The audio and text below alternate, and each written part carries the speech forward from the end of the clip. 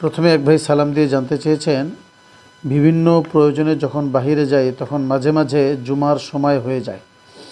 কখনো কখনো রাস্তায় নামাজের ব্যবস্থা হয়। আমার জানার বিষয় হলো, এমন সময় রাস্তায় জুমার নামাজ জামাতের সাথে পড়লে কি আদায় হবে? রাস্তায় জুমার নামাজ ব্যবস্থা হওয়ার দুইটা অর্থ। একটা অর্থ হলো মসজিদে জামাত চলছে কিন্তু মসজিদে জায়গা হয় না, ফলে রাস্তায়ও নামাজের ব্যবস্থা করা হয়েছে। কারণ জুমার সময় মানুষ সবাই নামাজে থাকে, রাস্তাটা ব্যবহার হয় না, বা নানান কারণে রাস্তায় ব্যবস্থা করা হয়েছে। যদি এমনটাই হয় যে মসজিদের ভিতরে জামাত চলছে, এখন বাহিরে বাড়তি ব্যবস্থা করা হয়েছে জায়গা সংকুলান না হওয়ার কারণে, তাহলে তো নামাজ হওয়ার ক্ষেত্রে বিশেষ কোনো সমস্যা নেই। তবে একটা বিষয় থাকবে, সেটা হলো ইত্তেসাল। ইসলামের মধ্যে বা ইসলামী ফিকহের মধ্যে ইত্তেসাল বলতে নামাজের একটা বিশেষ টার্ম আছে, যেটার মূল অর্থ হলো আপনি নামাজ থেকে, মূল জামাত থেকে বাহিরে এসেছেন, মসজিদ থেকে বাহিরে এসেছেন, সেক্ষেত্রে কোনো না কোনোভাবে জামাতের সাথে সংযোগ তৈরি হলো কি না, এটা একটা গুরুত্বপূর্ণ ব্যাপার।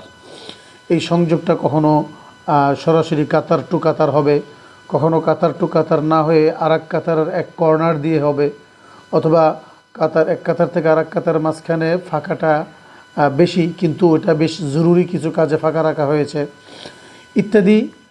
ইত্তেসালের কিছু সংজ্ঞা আছে, কিছু পরিধি আছে। আপনার এই জামাতের নামাজ পড়াটা রাস্তায় হলেও মূল মসজিদের যে জামাত, এর সাথে যদি ইত্তেসাল থাকে তাহলে আপনার নামাজ হয়ে যাবে, কোনো অসুবিধা নেই। দ্বিতীয় আরেকটা সূরত হবে, সেটা হলো যে পুরা নামাজটাই হলো রাস্তার মধ্যে। যেমন আমরা বাংলাদেশে সাধারণত বিভিন্ন আন্দোলনের সময় দেখে থাকি যে যখন আন্দোলন হয় শুক্রবার, তখন শুক্রবার জুমার পরে হলো মূল আন্দোলনটা ডাকা হয়েছে এমন এক জায়গায় যেখানে মসজিদ নেই, ফলে নামাজের আগে যারা জড়ো হয়েছে তাদেরকে নিয়ে একটা জুমার নামাজ আদায় করা হয়। এটা বেশিরভাগ দেখা যায়।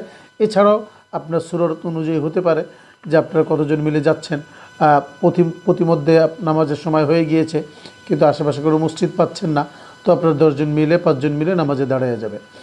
এই জাতীয় পরিস্থিতি যদি হয়, তাহলে জুমার নামাজের জন্য যে 6টা শর্ত রয়েছে, সেই 6টা শর্ত যদি পাওয়া যায় তাহলে কোনো অসুবিধা নেই।